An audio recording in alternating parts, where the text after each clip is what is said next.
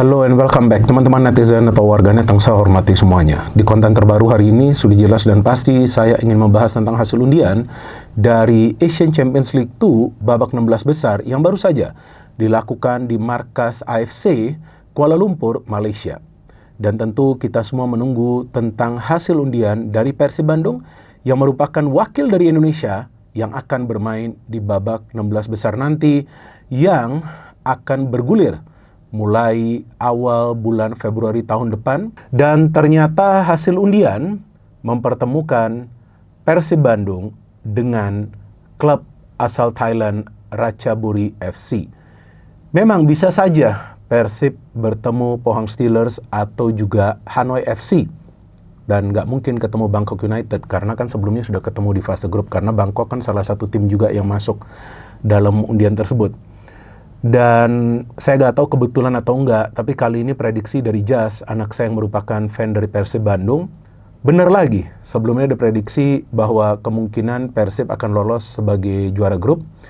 Kemudian beberapa kali lah pada saat saya nonton match sama dia tuh bisa prediksi penalti masuk atau enggak, seperti yang saya jelasin tuh sebelumnya waktu Andrew Jung tuh dapat penalti. Ternyata gagal kan di pertandingan sebelumnya di Super League. Tapi kemudian bisa menang dengan skor tipis 1-0. Nah, kali ini tadi waktu lagi ada undian, dan bagus juga ya, AFC mengundang mantan pemain dari Persib Bandung, yaitu Atep, yang saya ingat bermain selama 5 atau 6 musim ya, bersama Persib Bandung, dan juga jika saya tidak salah, sempat juga menjadi kapten tim. Jadi pada saat lagi undian, dia dari awal sudah mengatakan bahwa ini Persib pasti ketemunya Ratchaburi. Saya kira akan ketemunya Pohang Steelers, klub asal Korea Selatan. Dan ternyata betul. Pohang Steelers ketemu Gamba Osaka dan Persib Bandung ketemu Ratchaburi FC. Kita tahu sebelumnya Persib Bandung pernah ketemu klub asal Thailand di fase grup Bangkok United, tapi ini beda total teman-teman. Karena kalau saya melihat performa dari Ratchaburi di Thai League One atau di Liga Thailand yang kasta tertingginya itu, Thai League One, mereka untuk sementara ini berada di peringkat nomor 2. Ya memang saya melihatnya peringkat, tapi kemudian saya harus nontonlah beberapa pertandingan dari Ratchaburi FC, walaupun singkat kan. Ada di YouTube, teman-teman juga bisa nonton. Dan nah ini dia ngeri-ngeri sedap nih, ini tim mainnya beda total, nggak seperti Bangkok United. Bangkok United tuh kalau kita perhatikan sering mencoba untuk bermain cantik. Jadi coba build up dari belakang, perlahan-lahan, tapi ini tim, wah seradak seruduk, ini agresif banget ini tim. Dan mereka dilatih oleh Warwood Srimaka, mantan pemain Thailand yang juga sukses membela timnas Thailand. Seradak seruduk artinya bahwa mereka bermain dengan high tempo game. Apakah mereka bermain home atau away? Dan memang mereka satu grup sebelumnya dengan Gamba Osaka dan mereka kalah, tapi permainannya tidak buruk loh. Saya nonton tadi extended highlights-nya, jadi saya nonton match mereka lawan Gamba Osaka, gak buruk permainan dari tim ini. Jadi ya bagi teman-teman yang mungkin berpikir bahwa Persib beruntung ketemu Ratchaburi FC, ya saya pikir kalian harus berpikir ulang. Karena semua tim yang lolos ke babak 16 besar adalah tim-tim yang kuat. Apalagi Ratchaburi yang sudah melewati fase yang cukup berat, yaitu di fase grup mereka. Karena mereka tidak berada di grup yang ringan pada saat di fase grup tersebut. Selain juga tentunya ada Gamba Osaka kan. Nah ini saya mau jelasin teman-teman, jadi nggak salah kita ya. Jadi sabar sedikit. Nah karena ada juga Nam Dinh dari Vietnam, ya kan? Nah, mereka sempat kalah juga dari Nam Dinh, tapi kemudian mereka bisa menang lawan Eastern, kemudian mereka bisa menang juga lawan Nam Dinh, dan memang mereka kalah lawan Gamba, tapi juga gak dibantai tim ini. Nah, itu yang tadi saya katakan, saya nonton nih extended highlights dari 2 match ini, gak jelek permainan mereka.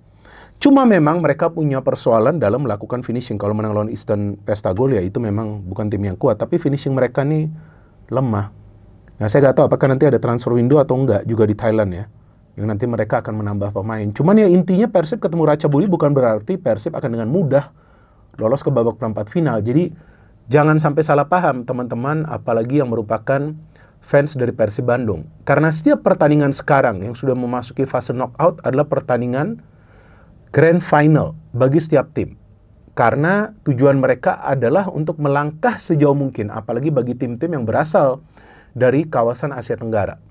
Karena jika mereka bisa melangkah sejauh mungkin, ya contoh mungkin melangkah sampai semifinal, tentu mereka akan mendapatkan income yang lebih besar, dan itu juga akan sedikit banyak memperbaiki ranking mereka di ranking Liga AFC. Dan tentu juga mendapatkan exposure yang jauh lebih luas dan dengan demikian tentu punya potensi untuk mendapatkan sponsor dari negara lain. Jangan salah, itu bisa saja nanti Persib dapat kalau bisa melangkah minimal sampai semifinal. Tapi kan seperti yang pernah saya katakan di platform lainnya, yaitu pada saat saya memang siaran di Liputan 6 Sport Podcast, kan teman-teman mungkin sudah tahu ya bahwa hostnya itu Glenn kan. Nah, dia menanyakan kepada saya kira-kira peluang seperti apa ini sebelum musim dimulai. Saya menjelaskan secara jujur bahwa tim ini punya potensi. Artinya ini hanya prediksi, punya potensi untuk sampai ke final asalkan. Jadi jangan salah, asalkan ada beberapa syarat. Yang pertama, jangan sampai terkena badai cedera. Karena kita tahu sebelumnya juga Persib walaupun menjadi back-to-back champions, tapi ada saja pemain inti mereka yang cedera. Bahkan sebelumnya ada sampai 5-6 pemain yang cedera. Kedua, para pemain memang harus punya performa yang konsisten. Nah, ini gak gampang sih. Jadi memang tidak ada yang mustahil dalam sepak bola, tapi untuk bisa membuat sebuah kejutan, para pemain Persib harus full force all out. Jadi ada beberapa syarat bagi Persib untuk bisa lolos ke final. Tapi yang paling penting bagaimana Boyan Hodak itu bisa melakukan rotasi. Bagi teman-teman yang merupakan fan Persib juga harus paham bahwa jika ada rotasi yang signifikan, itu bukan karena Boyan Hodak menganggap remeh tim lawan. Tapi itu perlu dia lakukan, kalau nggak susah. Para pemain Persib ini kan bukan robot, bos. Namanya juga manusia. Manusia kan punya perasaan, ya kan? Kalau saya sih enggak, saya kan mood saya harus tetap bagus kalau buat konten. Kalau enggak nanti kalian pada komentar di kolom komentar. Kenapa gak semangat? Harus semangat ketika membuat konten. Tapi juga harus memberikan edukasi yang baik dan juga analisis yang mendalam. Jadi analisis saya untuk pertandingan 16 besar ini walaupun masih lama. Tapi gak akan terasa nih, cepat nih tiba-tiba Februari ya. Jadi ya Persib perlu menambah pemain juga. Gak bisa dengan skuad yang sekarang. Kalau di ACL 2 gak bisa deh, udah. Jangan mimpi deh. Ya silakan kalau teman-teman akan mengatakan nih Bung Binder nih lebay. Gak bisa, jangan mimpi kalau hanya dengan skuad yang ini. Kenapa? Coba flashback, lihat pertandingan-pertandingan Persib di fase grup yang Persib kalah atau bermain imbang atau sulit untuk bisa meraih kemenangan. Bahkan harus bersusah payah melakukan comeback. Oke, bisa comeback. Tapi kan belum tentu di setiap pertandingan bisa comeback seperti itu. Akhirnya kelihatan online City Sailor sudah comeback karena comeback lagi. Jadi harus ada penambahan pemain. Karena teman-teman kita harus pahami bahwa Persib adalah tim yang coba untuk membentuk skuad yang kuat dengan mendatangkan pemain-pemain yang berkualitas secara individu. Tapi jika pemain-pemain yang berkualitas secara individu ini belum bisa nyetel, ini nanti akan menjadi problem di pertengahan musim. Kita belum memasuki pertengahan musim, Mbak.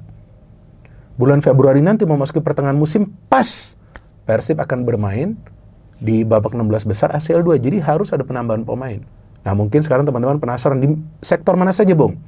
Ini jujur ya, saya hanya memberikan saran, ya terlepas teman-teman mau mendengarkan atau enggak, itu kan adalah hak dari teman-teman. Penjaga gawang dulu nih.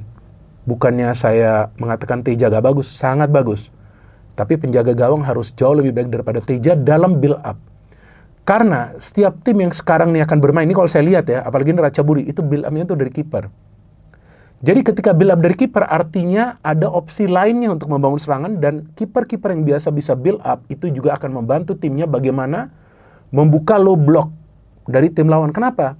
Ketika kiper lama menguasai bola dengan kaki, pasti para pemain tim lawan itu akan melakukan yang namanya high pressing. Tapi kalau dia bisa memainkan bola itu, switching play-nya cepat, itu bisa menambah opsi bagi Persib untuk menciptakan peluang.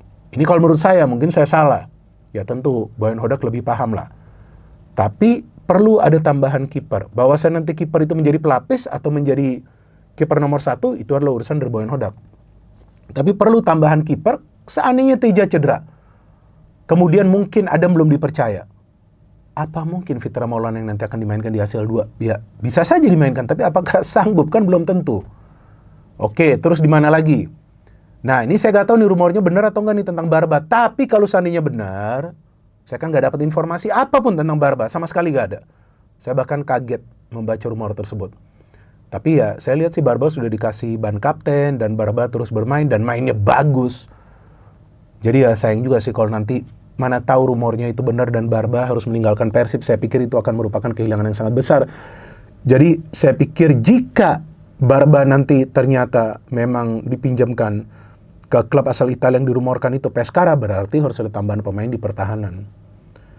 Karena dengan stok pemain yang berada di belakang sekarang ini, saya tidak melihat Persib punya pemain yang berkarakter seperti Barba. Barba ini pemain yang sangat kuat karakternya dan berani melakukan high pressing. Dan juga build up-nya juga bagus dan punya kemampuan untuk mencetak gol. Persib butuh back-back seperti ini. Seperti sebelumnya mereka punya Franka. Kemudian di mana? Di tengah sudah pasti, bos. Nah, mungkin teman-teman bingung lagi, kenapa harus di tengah, Bung? Sudah ada Tom Hey, Eliano juga sekarang bisa bermain di gelandang. Masih ada Maklok, ada. Bang Adam juga, ada banyak pemain, Bung. Ngapain tambah-tambah pemain? Nanti repot lo, Bang Hodak. Salah. Ada Luciano juga. Justru harus ada penambahan pemain di tengah yang kuat untuk neken. Karena Tom Hey perlu partner seperti itu. Luciano bagus, nggak jelek, tapi Luciano harus stay di belakang terus. Seandainya ada pemain lain yang bisa melakukan pressing di tengah, Luciano dekat ke defense, Tom Hey berkeliaran di depan, atau mungkinlah Reinders, Tom Hey, kemudian tuh satu pemain yang kuat main. Jadi ini tim dari tengah. Karena Persib itu 2 kali back-to-back champion karena tengahnya sangat kuat. Kemudian di mana lagi? Depan lo sebenarnya. Depan lo, teman-teman. Saya tidak ingin mengatakan bahwa Ramon jelek, atau Andrew Jung jelek, atau William Barros jelek. Enggak lah, mereka 3-3 pemain bagus. Tapi finishing itu harus jauh lebih baik daripada sekarang yang mereka tunjukkan. Karena jika teman-teman melihat statistik dari Persib, peluangnya banyak. Tapi conversion rate-nya rendah. Udah itu kadang-kadang saya bingung kok dari penalti masih bisa miss. Ini aneh loh. Andrew Jung yang biasa ambil penalti bagi Persib Bandung ini, saya harus melihat ya. Saya harus melihat statistiknya. Saya bingung, tapi just benar itu hari. Dia bilang ini bisa miss loh. Ternyata miss. Gak tahu nih anak pinter juga nih dia. Oke. Nah itu kan yang lawan PSM. Andrew Jung saja miss. Jadi memang conversion rate-nya harus jauh lebih baik. Kalau nggak berat ini. Nah cuman kan sekarang William kan sudah ini ya. Sudah tidak akan menjadi bagian dari skuad. Nah artinya perlu juga tambahan satu pemain. Saya nggak tahu apakah sayap, tapi sayap William Barros main di sayap, Bergwijn bisa main di sana, Sadil bisa, Beckham bisa. Artinya target main ini perlu satu nih. Kalau Ole kan enggak.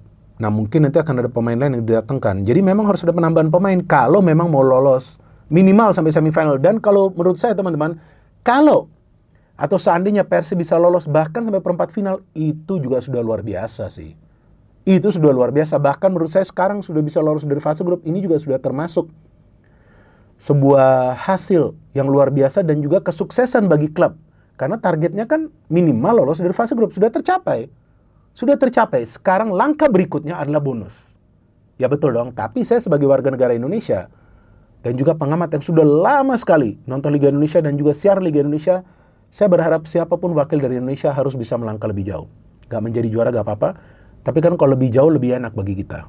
Ya kan kita bisa terus melihat wakil dari Indonesia bermain di kompetisi AFC. Jadi kita tunggu saja teman-teman nanti penambahan pemain dari Persib Bandung. Yang saya pikir minggu pertama Januari kita sudah tahu. Saya sudah mengundang juga Kang Adit, tapi memang dia lagi sibuk. Tapi dia akan usahakan.